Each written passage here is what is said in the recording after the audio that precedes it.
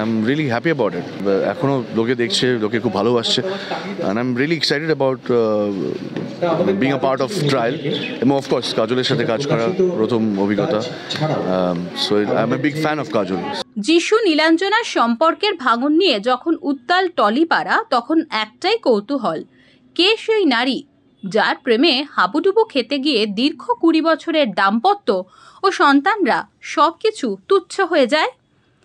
এই বিষয়ে প্রকাশ্যে যিশু বা নীলাঞ্জনা মুখ খুলতে না চাইলেও নতুন গুঞ্জন বলছে টলিউডের হ্যান্ডসাম নায়কের প্রেমে পড়েছেন গুজরাটের কন্যা সিনাল সুরতি। প্রেমের আগুন দুদিকেই জোরদার, তবে শুধুই প্রেম নয়, মুম্বাইয়ে একসঙ্গেও নাকি থাকছেন যিশু ও সিনাল। কর্মসূত্রে সিনাল যিশু সেনগুপ্তের আত্মসহায়ক।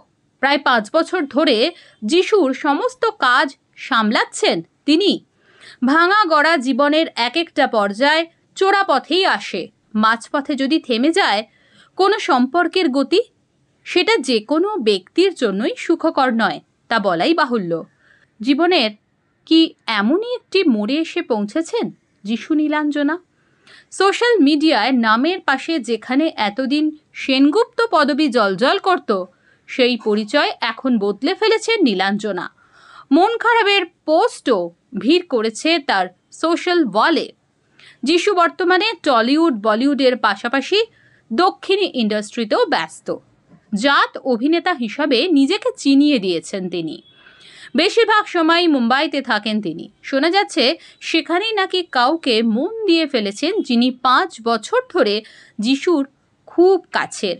আর সেই তৃতীয় ব্যক্তির জন্যই সংসারে এত অশান্তি। দিন কয়েক আগে দক্ষিণ কলকাতার এক হাসপাতালে ভর্তি হয়েছিলেন অভিনেত্রী প্রযোজক নীলাঞ্জনা। ডিহাইড্রেশনে ভুগেই অসুস্থ হয়ে পড়েছিলেন বলে শোনা গিয়েছিল প্রথমে। পরবর্তীকালে জানা যায় ডিহাইড্রেশন নয়, নার্ভাস ব্রেকডাউনের কারণেই সুইসাইড অ্যাটেম্প্ট করতে গিয়েছিলেন নীলাঞ্জনা। এখন নীলাঞ্জনার সোশ্যাল ওয়ালে মন খারাপের ভিড়। কখনো নিজের পিঠ চাপড়ে কঠিন সময়কে জয় করার পোস্ট দেখা যাচ্ছে, আবার কখনো বা নীলাঞ্জনা তার কাছের মানুষ হিসাবে 2 মেয়ে সারা, যারা এবং বোন চন্দনার কথা উল্লেখ করেছেন। বিধ্বস্ত অবস্থাতেও সুন্দর থাকার পাঠ দিয়েছেন নীলাঞ্জনা। যিশুপত্নী লিখেছেন, এই বছরটা জুড়ে থাকলো একের পর এক হারানো, একটার পর একটা ক্ষতিতে, একের পর এক যুদ্ধতে। কঠিন সময় জীবনের আসল রং দেখতে পেলাম। দেখলাম ভেঙে পড়লেও তা সুন্দর থাকা যায়।